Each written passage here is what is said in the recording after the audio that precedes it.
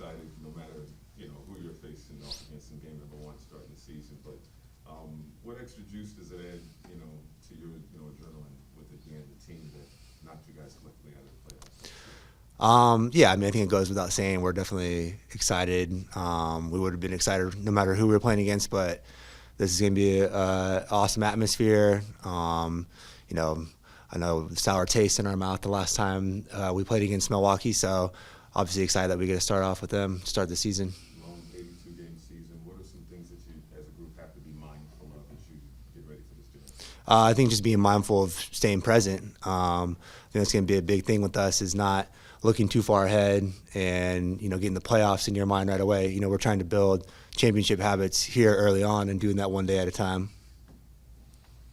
Does ring night, for this being their ring night, does that add anything to it for you guys? Can you draw anything from that? Yeah, I mean that's where we hope to be. Is in that situation where we're opening up in that sort of position. But again, nothing to discredit Milwaukee. They had unbelievable season.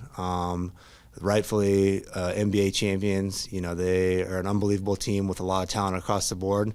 And right now, they're the team to beat. So, for us, it's, again, not looking too far ahead, though, one game at a time, but all of the focus is on Milwaukee and getting a good start to this season. Joe, the team is presently constituted. The players that are here, do you think there's enough here to go after a title?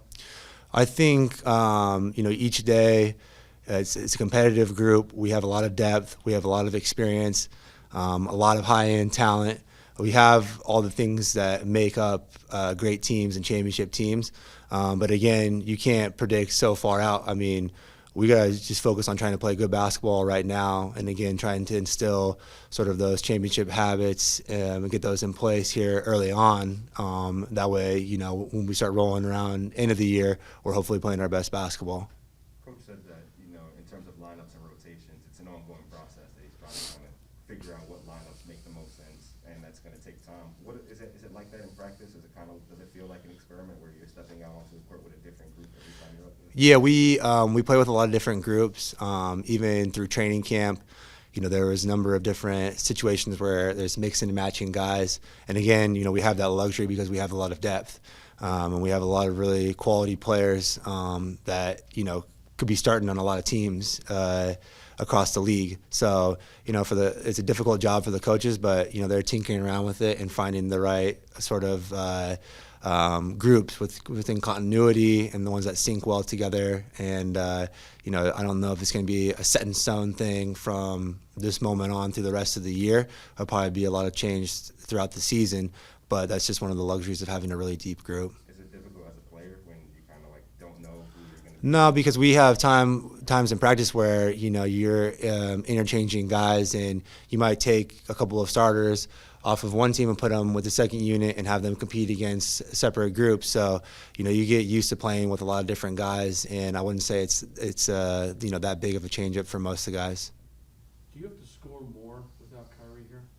I don't know. I wouldn't necessarily say that. I'm not thinking that way. I think for me, I usually I'm scoring off of a lot of other playmakers. That's sort of what it's been like most of my career, where I'm helping facilitate space. If I get hot and I'm shooting the ball well, I typically score a lot of points, and it sometimes is the adverse. But I wouldn't say that there's going to be X number of sets ran for me now that we don't have Kyrie. I mean, we still have James and Kevin and a bunch of other guys that are capable scorers, and I think it'll be more of a scoring by committee versus so reliant on me taking up the slack of what we're losing with Kyrie. Javon was a guy who's been known for his defense for most of his career. Did you know that he was capable of scoring the ball the way he's been able to show? Yeah, I mean, JC, from the moment that he's been here, since we brought him on and he's been coming into Brooklyn, he's like one of the hardest working guys I've ever been around. they have to lock up the gym doors to keep him out. I mean, he just was always working on his game, and I think that's one of the things that he kind of is tagged as a defensive guy, and that's like where he can get a lot of his minutes. But he's a really capable offensive player as well, and he's shown that, and he has a lot of confidence in his ability. But a lot of it just comes from the work that he's put in.